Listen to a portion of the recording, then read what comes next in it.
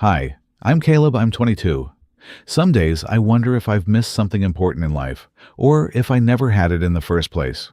People say your 20s are a time of freedom, a time to try and make mistakes, to live life to the fullest. I'm not sure that's true for me. After graduating from trade school, I did nothing but fix things that other people didn't have the patience to fix themselves. Washing machines, refrigerators, clogged sinks. The only thing I was good at was picking up a screwdriver, kneeling in dusty corners, and getting things running again. I know it's not impressive, but at least it paid the rent and bought me coffee every morning.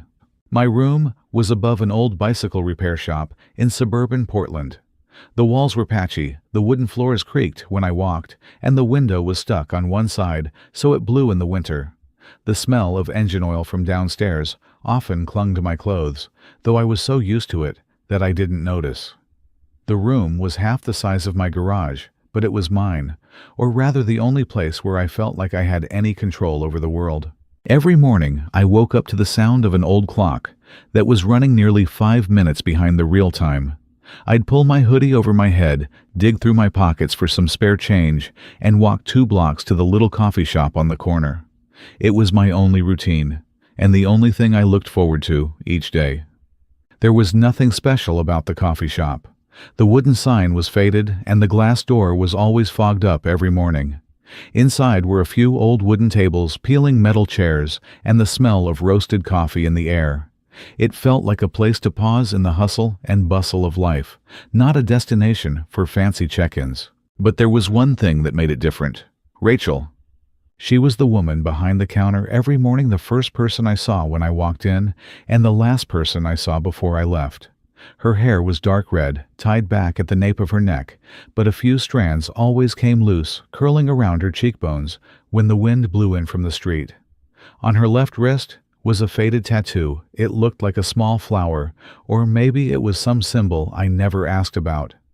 Her clothes were simple, a dark sweater, a frayed apron, but her eyes, which were both calm and somehow tired, made it impossible to look away. I heard bits and pieces of the story from other regulars. Rachel was 45, a single mother with a 6-year-old son named Ben. Her ex-husband had left long ago, leaving her to fend for herself and the child.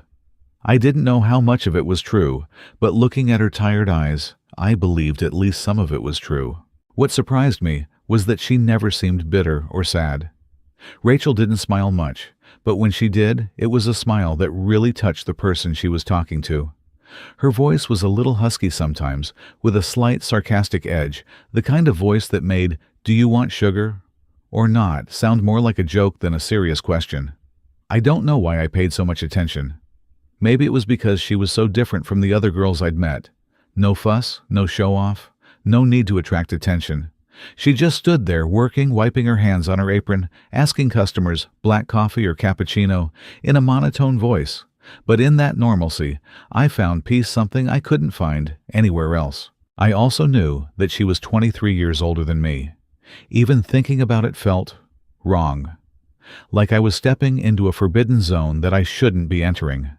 But that didn't stop me from watching her every morning, memorizing every little gesture, the way she tilted her head when she heard a customer's order, the way she brushed her hair back, the way her eyes lit up whenever someone mentioned Ben. I walked into the shop for the first time 6 months ago, completely by accident. I just finished a shift repairing washing machines in the neighborhood and needed caffeine to stay awake. I'd picked this shop simply because it was the closest on the map. Black coffee or latte?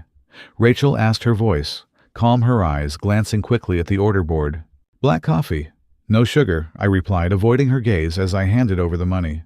Really, no sugar? Most young people like it sweet, Rachel said softly, the corners of her mouth curling up slightly. You must be old for your age. I smiled lightly, my awkward words making me blush slightly. Rachel just nodded slightly, placing the coffee cup on the counter. Be careful, it's hot.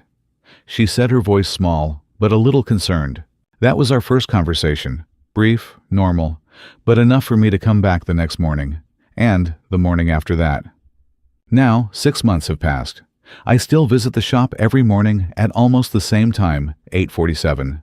Not early, not late. Rachel never asked why I came at that time, and I didn't have a clear answer either. Maybe I liked the stability of seeing her at that exact moment. We still stopped at a few pleasantries. I ordered coffee, she asked. No sugar, I nodded. She put the cup down on the counter. But in that brief silence, I saw more than what was said.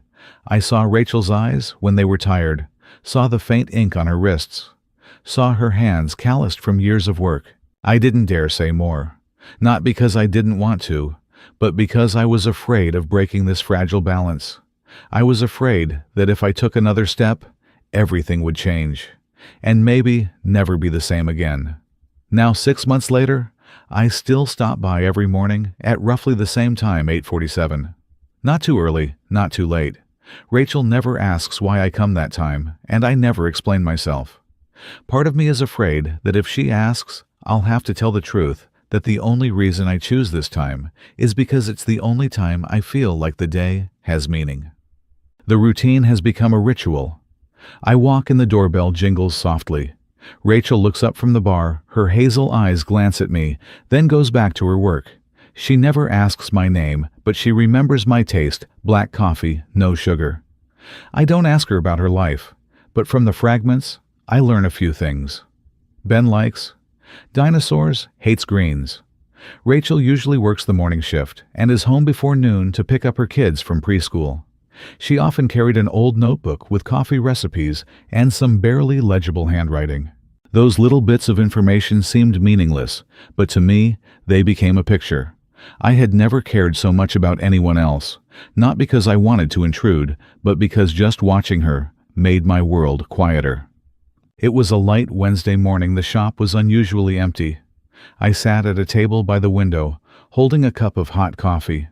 Rachel was wiping the counter, her hair a little tangled with moisture.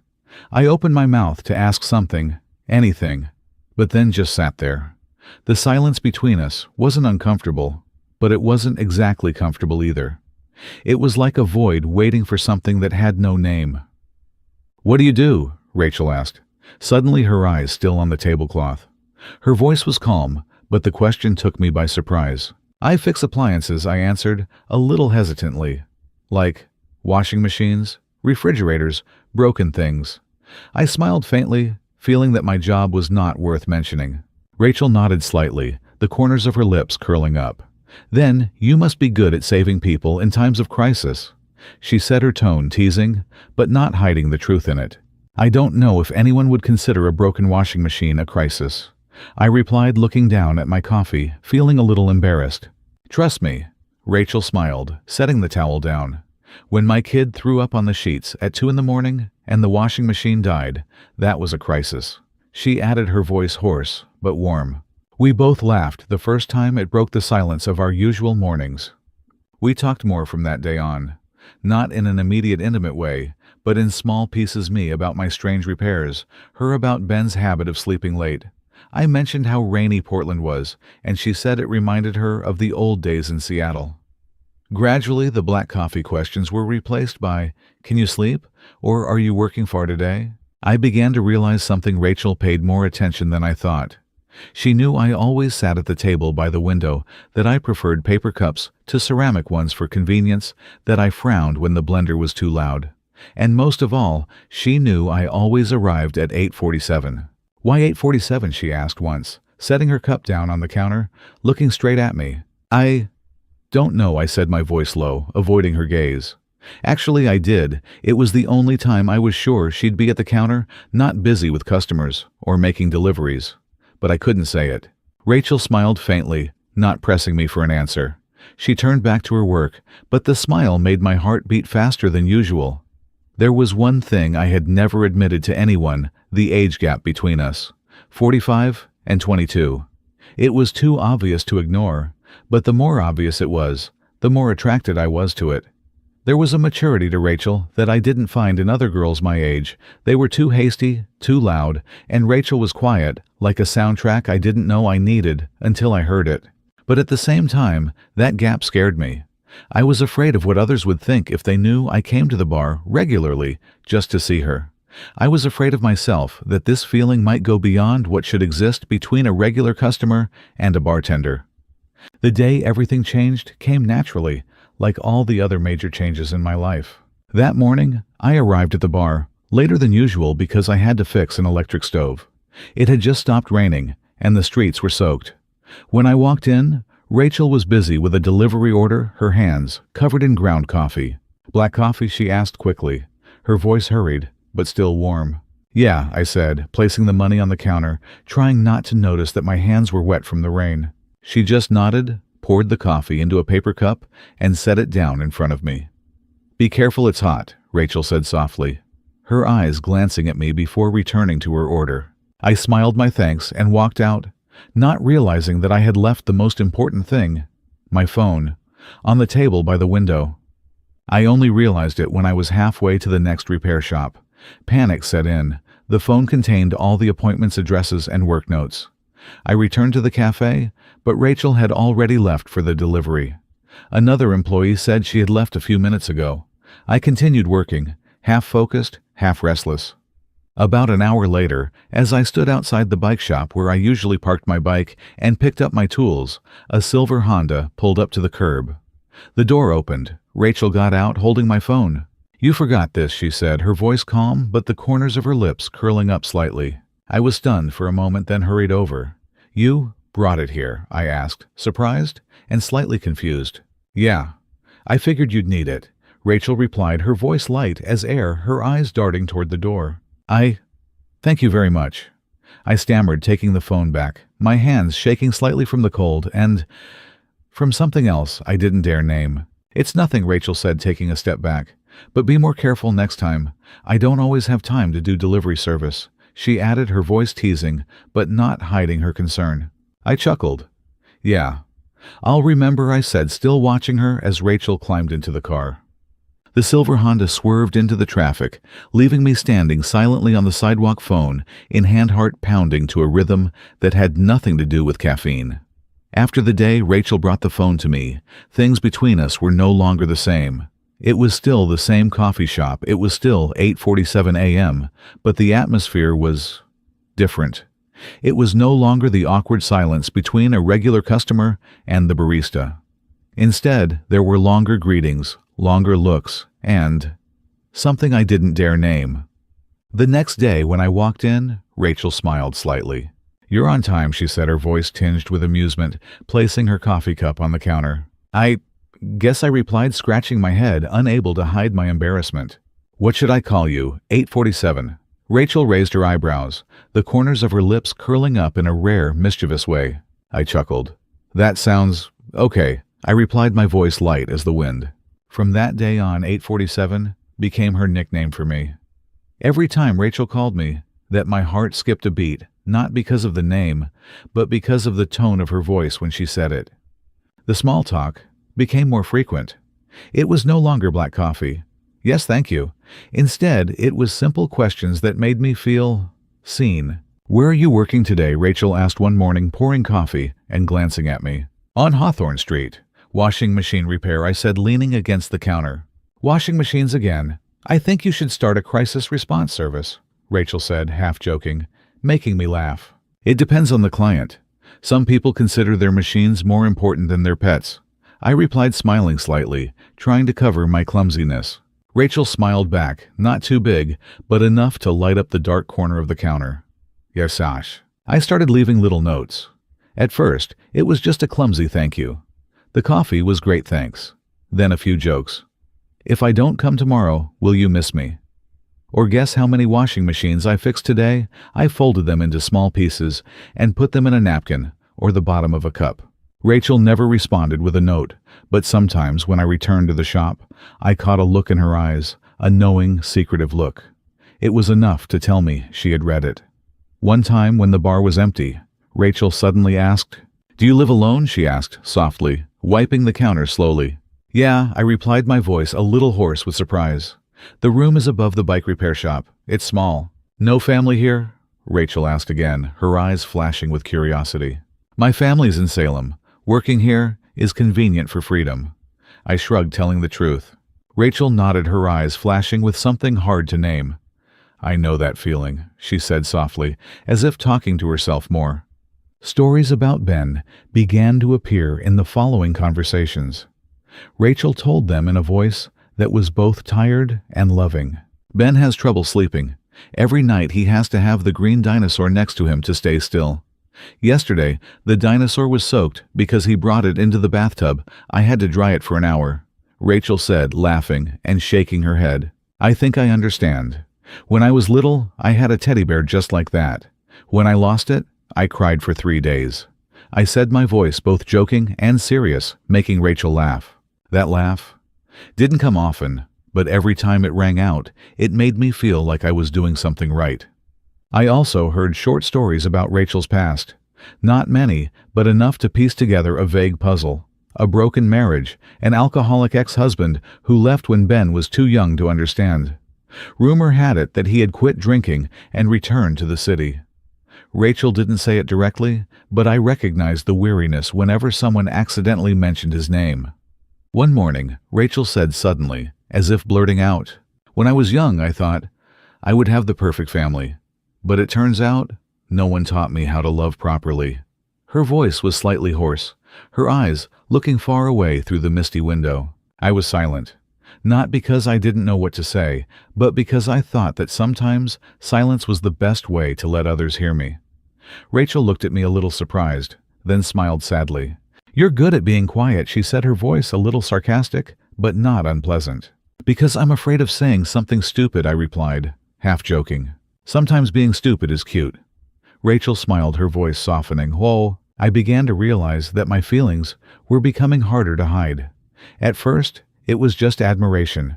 Rachel's quietness, her experience, her gentleness made me feel safe. But as time went on, it became something deeper. I wanted to hear her talk about Ben, to see her smile behind the counter, to be someone important, not just a regular at 8:47. It was both sweet and scary. Sweet because I felt alive for the first time in years. Scary because the age gap is so big, like an invisible wall, that I don't know if I should or can overcome. 45 and 22. That number rings in my head every time I accidentally look at Rachel for longer than usual, and it makes me wonder if I take a step forward, will it make her uncomfortable, or worse, hurt her? I still stop by the shop every morning on time. Rachel still calls me. 8:47 still smiles softly when reading the notes I leave. We don't talk much, but each conversation makes the distance between us. Not as far as before. I don't know where this feeling will lead, but deep down, I know I've stepped into the forbidden zone a long time ago, and there's no way back. That night, I didn't plan to meet Rachel. Actually, I just happened to pass by the shop on my way home from a long repair shift. The shop was dark, the windows half rolled down, leaving only the yellow streetlights casting shadows on the old wooden sign. As I was about to step through, the door swung open, and Rachel stepped out, holding a trash bag. 8:47. Rachel looked at me, her eyes wide with surprise, but quickly softened the corners of her lips, curled up slightly. "What are you doing here at this hour?" she asked, her voice hoarse but warm, both surprised and a little amused. Just passing by." I replied, a little embarrassed, because I hadn't prepared anything for this meeting. "You're working late?" I asked again, my eyes on the trash bag in her hand. "There are a lot of customers today. Ben is sleeping at his friend's house, so I'll clean it up right away." Rachel said, her voice a mixture of tiredness and relief. I looked at the empty street, then asked without thinking, "Do you want to go for a walk?" I said, my heart pounding, not sure if I was being reckless. Rachel looked at me for a few seconds, so quiet that I could hear the wind blowing through the trees. Then she nodded slightly. "Okay." Her voice was soft but clear, making me breathe a sigh of relief. We walked along the path, leading to the nearby park. The streetlights cast a yellow glow on the wet pavement after the afternoon rain. Our footsteps echoed softly, mixed with the sound of crickets chirping somewhere. No one spoke for the first few minutes. The silence wasn't uncomfortable, but it was filled with sweet tension. Rachel was the first to break the silence. "Aren't you scared?" she asked softly, her eyes still looking straight ahead. "Afraid of what?" I replied, turning slightly to look at her, feeling that this question was important. "Afraid. I'm much older than you. Afraid of what people will say." Rachel said, her voice both teasing and genuinely curious. I took a deep breath. I don't care what people say. I said, my voice low but firm, my eyes still looking straight ahead. Rachel smiled softly, a smile that was both sad and gentle. "You're still young. You don't know yet," she said, her voice like a breeze, but leaving a lasting aftertaste. We turned into the park, a place so quiet that we could only hear the rustling of leaves underfoot.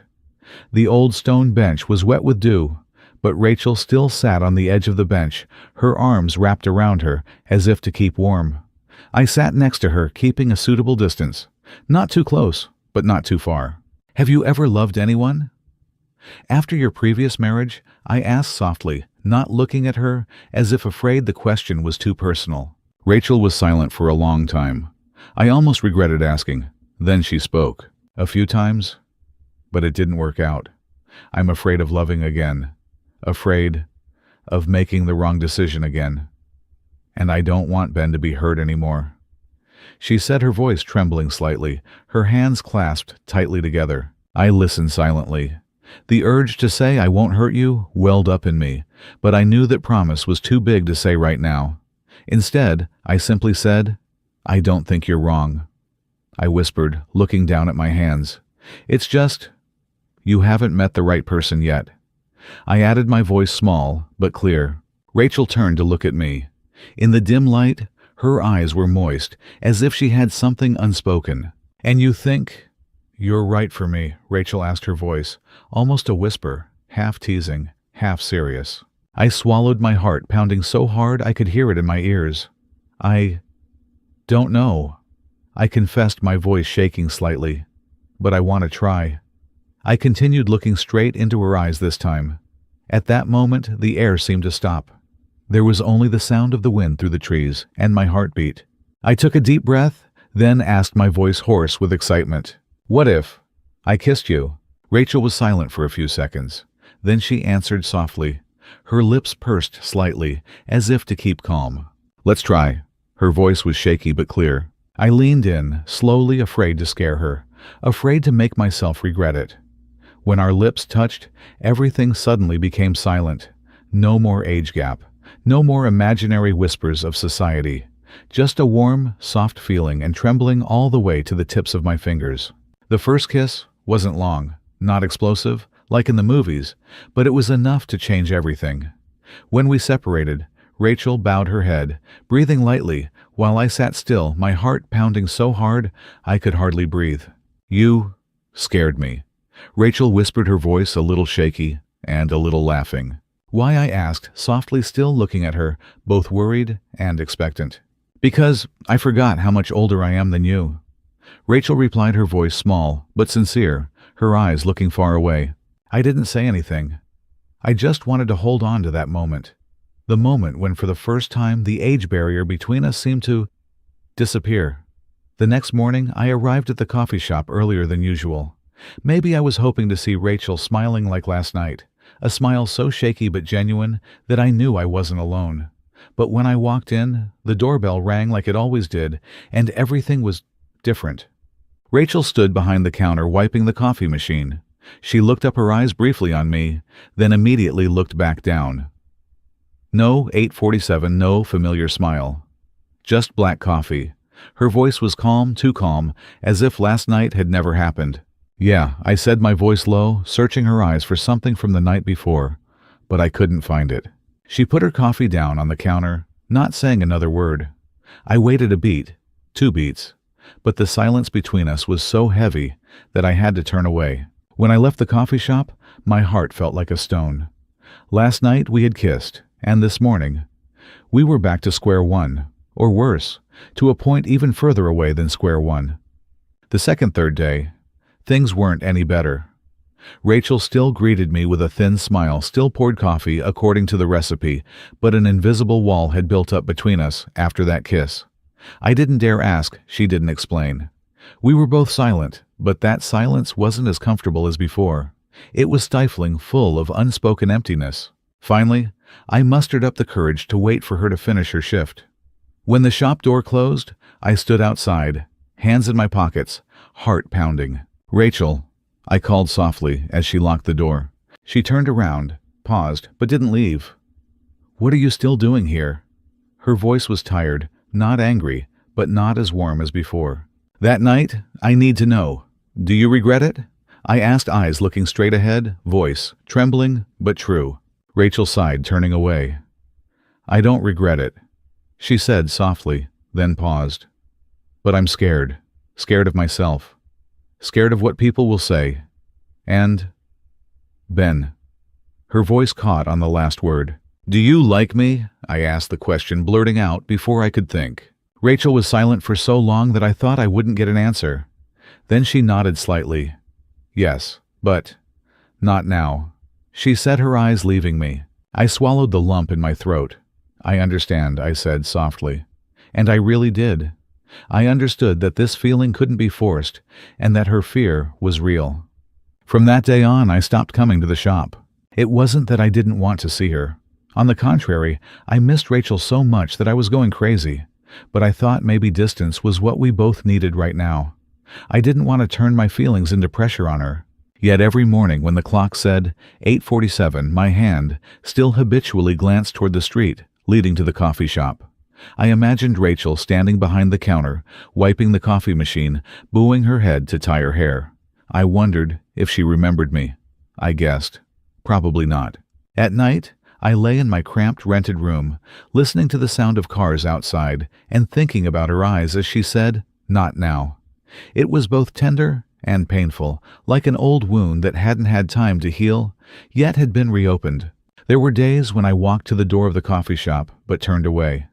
Just looking from afar, seeing the yellow light shining through the frosted glass, I had to fight not to go in. I told myself, be patient, Caleb. Don't scare her anymore. Time passed slowly. 2 weeks, 3 weeks. The 8:47 habit still haunted me, but now it was just a shadow of the old habit. I didn't know what I was waiting for, a signal from Rachel or a new courage from myself. Then one day the signal came, but not in the way I expected. 3 weeks after the kiss, I still hadn't seen Rachel. I thought I was getting used to the distance until she suddenly showed up at my apartment door. No warning, no text. Just Rachel in a gray sweater, her face tired, but her eyes bright in a way that made my heart skip a beat. I need to talk, Rachel, said her voice hoarse and a little shaky, as if she wasn't sure if she should be there or not. Come in! I moved aside, trying to stay calm, but the excitement was rising in my throat. Rachel stepped into the cramped room. Her eyes swept over the pile of old books, the messy desk, and the narrow bed. I felt suddenly ashamed, as if my little world wasn't worthy of her entering. I don't come to the bar anymore, I said, my voice small. I know, Rachel replied, smiling sadly. I don't know if that's good or bad. There was a moment of silence. There was only the sound of cars outside and the patter of rain on the tin roof. What's going on? I asked, sensing the tension in her voice. Rachel took a deep breath. My sister knows, she said slowly, as if dropping a heavy stone to the ground. I was stunned. Knows what I asked, even though the answer was obvious. About us, Rachel replied, looking down at her hands. She saw me with you the other day in the park. My heart clenched. What did she say? Rachel chuckled, a bitter laugh. She yelled at me, said I was crazy, that you were younger than my son, that I was doing something selfish and would regret it. Her voice caught on the last words.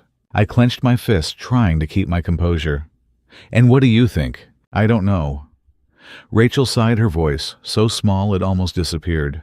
I thought I was strong enough not to care what anyone said, but hearing it from my own family, I was scared. I wanted to say that I didn't care, that they were wrong, that I would prove them wrong.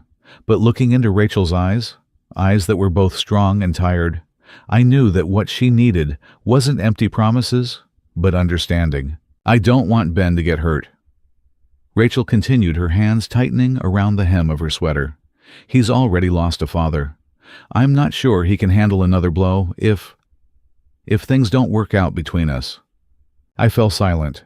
My heart wanted to scream, I won't leave you and Ben, but my mind knew I couldn't promise something I wasn't sure about. I was only 22. My life wasn't stable yet. How could I make Rachel believe what I was still searching for? I don't know what to say to make you feel less scared. I finally let out a soft breath. But I'm still here, if you need me. Rachel looked at me for a long moment. For a moment, her eyes seemed to believe me, and then they fell. "Maybe we should stop for a while," she said softly, her voice both determined and sad. I felt the ground slide under my feet. "You want to stop?" I asked, trying to keep my voice from shaking. "It's not because I don't like you." Rachel shook her head quickly, denying. "It's because I'm scared. Afraid of my family, afraid of Ben, afraid of myself." The words, though not a rejection, hurt just as much as a rejection. I nodded, swallowing the lump in my throat. "If that's what you need, I understand," I said, trying not to let my voice break. Rachel turned and walked out the door. Before she left, she paused, not turning back, but saying loud enough for me to hear, "I just don't want to hurt you." The door closed. The room was emptier than ever. In the days that followed, I stopped counting 8:47 by the coffee shop bell. Instead, I counted by my heart whenever I thought of Rachel. I avoided the coffee shop, avoided the street, but in my head, I kept seeing her eyes when she said we should stop. I wasn't angry with Rachel. I really was. I understood her fear. Different from mine. My fear was losing her. Her fear was losing everything. Her child, her family, the little piece she had tried to keep for so many years. And because I understood, I chose to stay silent. Stay silent so as not to add to her pressure. Stay silent so I could wonder if this feeling was worth waiting for. It had been almost a month since I last saw Rachel. It had been so long that I had begun to forget the feeling of hot coffee in my hands every morning. Forgetting, but not forgetting. Because every time the clock showed 8:47, I would still reflexively glance towards the street leading to the shop. The habit was like a scar. It didn't hurt, but every time I looked at it, I remembered the wound. That morning, because of a repair contract right next to the shop, I accidentally walked in just to buy coffee, telling myself that it was just caffeine needs not because of her. The shop was empty. I ordered as usual in a low voice. "Black coffee? No sugar?" The new employee nodded, turned to make the drink. I didn't expect anything, until I received the cup, touched the warm paper, and felt something underneath. A piece of paper folded in half, cleverly hidden. I opened it. The familiar handwriting slanted slightly to the left. "If you still want to talk, meet me at the old bench. Sunday, 6 o'clock. My heart pounded. My throat tightened. Almost a month of silence.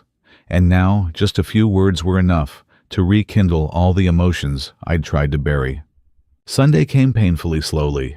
I worked like a machine, my mind spinning around one question. What did she want to say? Half of me hoped, half of me feared. Hoped that Rachel had changed her mind. Feared that she'd called me just to say it's over for real. At the appointed time, I sat on the park bench where we'd first kissed. The sunset stretched out, dyeing the wet road a golden yellow after a light rain. My hands were clenched, my palms sweaty. Footsteps sounded behind me. 8:47. Rachel's voice soft and warm, but also a little hesitant. I turned around. She stood there wearing an old sweater, her hair tied up loosely, a few strands falling onto her cheeks. Her eyes were both shy and relieved. "I thought you wouldn't come," I said, trying to keep my voice calm, but unable to hide the tremor. "I almost didn't come," Rachel admitted, smiling slightly. "But I also couldn't stop thinking about you." We sat down on the bench. There was a long silence, not because we didn't know what to say, but because we were both gathering our courage. "Are you okay?" I asked, my voice low, my eyes looking down at my hands. Rachel nodded slightly. Better, but also more scared. She replied, her voice so real it made my heart clench. Afraid of what I asked, turning to look at her. Afraid that this time, there's no way back. Rachel said softly, her eyes looking far away. Afraid that if I let myself go, I'll drag you into things you don't deserve. I took a deep breath. I don't care if it's hard or easy. I just want to be with you. I said, not raising my voice, but each word sure. Rachel turned to look at me. Her eyes searched for something, certainty, commitment, or just enough craziness to make her believe. Finally, she smiled a small smile that warmed my chest. Okay, she said, but slow, no pressure, no hiding it from Ben for too long, but no rush. Let's try it. I nodded. Slow, I said, smiling relief washing over me.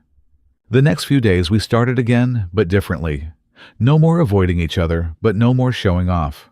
Rachel worked the morning shift, and I still stopped by the bar sometimes, but now we had our own evening dates, walks around the lake, ice cream in my truck, or just sitting on her doorstep while Ben slept. We established an unspoken rule: no quick labels, no big promises, but no pretense of friendship.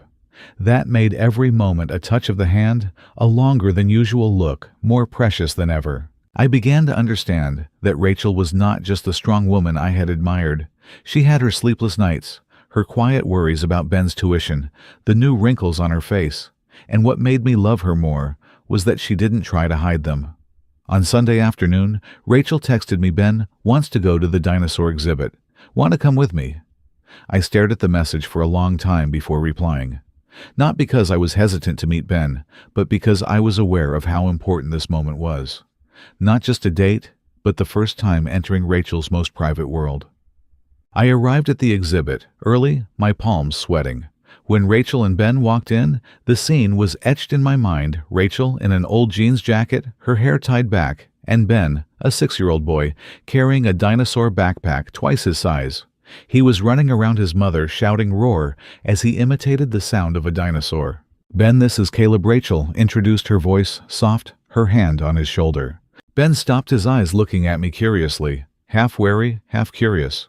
"Hi, Ben," I said softly, bending down to his eye level, trying to smile friendly. Ben didn't answer right away, just asked directly, "Are you Mom's friend?" His voice was innocent, but sharp in a childish way. "Yeah, something like that," I replied, scratching my head, trying to find a way to answer that wouldn't make Rachel feel awkward. "You fix washing machines?" Ben asked again, remembering what Rachel had said about my job. I laughed. "That's right, and refrigerator stoves." Ben nodded, his face looking like he was considering whether that would be interesting enough for me. Then he shrugged. "I like dinosaurs more," he said, and ran towards the exhibition gate. Rachel smiled slightly, her eyes both relieved and apologetic. I just shook my head, meaning, "It's okay." The dinosaur exhibition was more crowded with children than I expected. The screams, the running footsteps, the loud background music made my head spin, but Ben was like a fish in water. He ran from the T-Rex to the Triceratops, talking about their names, what they ate, and how they fought. "Tyrannosaurus means tyrant lizard," Ben shouted, pointing at the 2-story tall skeleton. "It's the strongest, but the velociraptor is faster." "How fast?" I asked, pretending to be serious. 60 miles per hour, Ben replied, his eyes lighting up. "That's amazing. Probably faster than you running away from my mom," I joked, glancing at Rachel, who was standing nearby. Rachel laughed, and Ben paused for a second, then chuckled. For the first time, I saw the little wall in his eyes crack. After the exhibit, we went to the park for ice cream. Ben sat between us, his hands covered in chocolate but smiling. As Rachel bent down to wipe her mouth, Ben looked at me, an innocent but sharp look. "You, like my mom?" he asked suddenly, his voice both curious and wary. I froze, the ice cream almost falling from my hand. Rachel also froze, her eyes wide. "Why do you ask?" I tried to keep my voice light, smiling. "Because you look at Mom like the dads of your classmates look at their moms," Ben said calmly, as if stating an observed fact. Rachel blushed quickly, changing the subject to "Ben, eat some ice cream." Her voice was urgent, but Ben still looked at me, waiting for an answer. I took a deep breath, choosing a moderately honest way. "I love your mom. And you too," I said, looking at Ben, but not pressuring. Ben tilted his head, considering that answer. Then he nodded, but still kept a suspicious look. On the way home, Rachel and I walked a few steps behind Ben. He played with the dinosaur toys in his backpack as he walked. Rachel said softly, her voice low, "Sorry, Ben is a little blunt." "That's good," I said, smiling. "At least he doesn't yell at me like your sister." Rachel chuckled, a small laugh that lightened the mood. "You did well," she said, her voice sincere. "I just didn't want Ben to see me as a replacement for anyone." I admitted, my voice sincere. Rachel looked at me for a long time, her eyes softening. "That's why." "I trust you," she said softly, then turned to call Ben. But I noticed something. Ben might have been smiling, but his eyes were still following our every move. And every now and then I saw him frown when he caught my gaze on his mother. A vague premonition rose. The boy would be the biggest test, not out of malice, but because he loved his mother in the way a child who had feared loss could. I had never met Rachel's ex-husband, but in my mind, he was always a shadow, an old wound in Rachel's eyes whenever she mentioned the past. I thought the shadow had faded. But then one rainy afternoon, it became real again. I had just left the coffee shop, not yet in the car, when I saw a man standing in the doorway, about 45 tall, but tired, with a stubble. He said something to Rachel louder than usual, so I could barely hear it. For Ben, we should try again. Rachel stood still, her hands clutching her apron. I had never seen her look so small. When he turned away, our eyes met for a moment. His gaze swept over me from head to toe, and then he laughed coldly. "Are you kidding me?" he said bluntly, his voice hoarse. "He's still a kid, Rachel. Do you think he can handle Ben crying at night? Or the hospital bills?" I froze. Before I could say anything, Rachel spoke up. "Enough, Mark." Her voice was low and sharp. He looked at her for a second, then turned away, throwing back a sentence. "You'll see. He'll leave you, just like me." I didn't answer, but the words sank deep into Rachel and me. Rachel was unusually quiet that night. We sat on her doorstep. Ben asleep, a light rain falling. I told a few jokes about customers. She just smiled awkwardly. "Are you okay?" I asked, tilting my head to look at her. Rachel was quiet for a moment, then said, "Fine. Just tired." Her voice was soft, but couldn't hide the distance.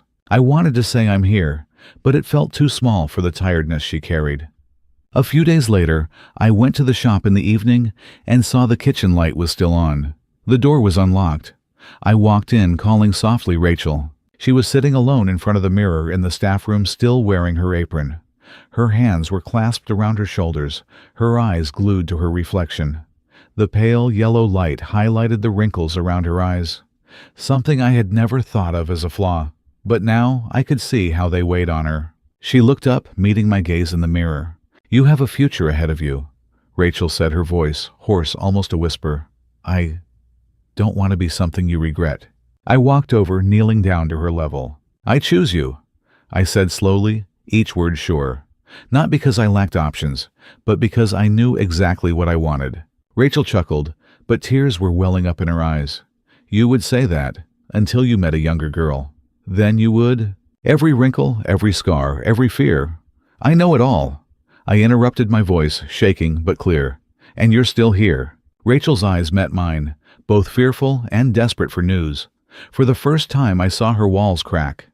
The staff room was small, the yellow light casting our shadows on the mottled wall. Rachel was still sitting on the chair I was kneeling next to her, so close that if I leaned in slightly, I could hear her breathing.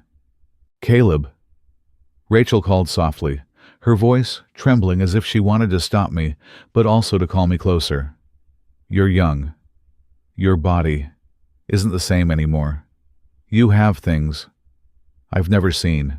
I want to see everything," I replied, my voice firm but unhurried. "Not to compare, but to understand you." Rachel chuckled, her laughter laced with a hint of choking. "I see. Will you still stay?" "I've been here all along. I've been here," I said, my eyes never leaving her.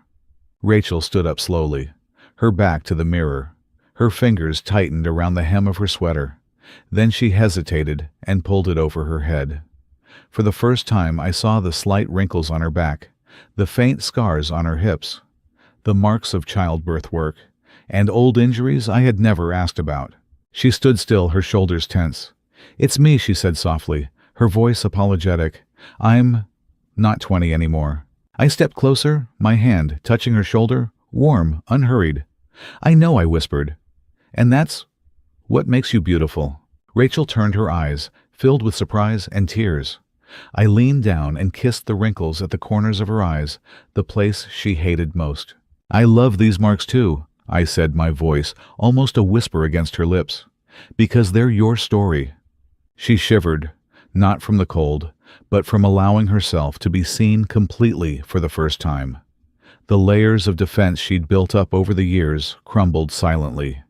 She placed her hand on my cheek, her fingers trembling slightly, and whispered, "Don't hurt me." "I won't," I replied, looking deep into her eyes, where for the first time I saw trust instead of fear. This kiss was slower than the night in the park, No more awkward trembling, but understanding.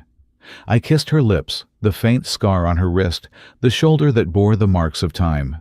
Each kiss was like an affirmation, "You are still beautiful, and I choose you." Rachel cried softly during the kiss, her sobs blending with our heavy breathing. There was no rush, just a feeling of healing. We lay side by side on the old blanket, hastily spread out. Rachel's body was shaking, but warm. She covered her stomach, where the faint stretch marks were visible. "I hate this place," she whispered, her voice full of guilt. I pushed her hand away, pressing my lips to it. "I love this place," I said without pretense, without consolation. "Because it is proof that you lived, loved, and were a mother. There is nothing more beautiful than that." Rachel burst into tears. Tears fell on my shoulder. She said, almost in a whisper, "You made me believe again?" "Then believe," I replied, holding her tighter. That night, not only Rachel's body was touched, but also the deepest wounds in her heart were touched and healed. I knew that after this night, we would face more storms. Ben, family prejudice. But at least Rachel showed me her whole self. And I loved that whole thing. Ben didn't like me, that much was clear. Even though we'd met a few times, he kept his distance. He didn't cry, he didn't get angry, but his 6-year-old eyes always asked, "Who are you in my mother's world?" And I couldn't answer right away. Later one afternoon, Rachel got a call from school. Ben was being bullied by a group of older kids on the playground. She was panicking. I could see it in her trembling eyes as she held the phone. Without thinking, I grabbed my car keys. "Get in the car," I said shortly. Rachel fumbled. "Caleb, you don't have to." "Yes, go," I interrupted, my voice firm. Not to be a hero, but because I knew she shouldn't do this alone. When we arrived, Ben was sitting on a bench near the school gate. His shirt soiled, his eyes red, but not crying. He was trying to be strong, which made me both hurt and proud. Rachel ran forward, holding her tightly. I stood a few steps behind, waiting for her signal. "Ben, it's Mommy. Are you okay?" Rachel whispered, her voice breaking. Ben nodded slightly, but didn't speak. When his eyes swept over me, I saw a strange glint, no longer entirely doubtful, but expectant. I knelt down to his eye level. "Do you want to go clean this cut?" I asked softly. "I have a dinosaur Band-Aid." Ben raised his head. "Dinosaur. T-Rex or Velociraptor?" His voice was hoarse, but curious. "T-Rex, green." I answered immediately, trying not to smile with relief. Ben pursed his lips, then nodded slightly. "Okay." Rachel watched the scene, her eyes wet, but her gaze softening. For the first time, I saw her breathe a sigh of relief when Ben took the initiative with me. In the small medical room, I gently bandaged Ben. He watched me intently. When I finished, he said softly, almost in a whisper, "You don't just like Mom, right?" The question made me pause. I chuckled. I like both of them, but in different ways. Ben thought for a long time, so long that I thought he wouldn't say anything.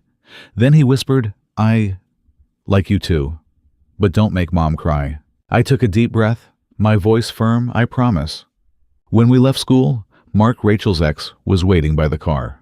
I braced myself for an argument, but he didn't yell. He just watched me carry Ben into the car, carefully, slowly, and sighed.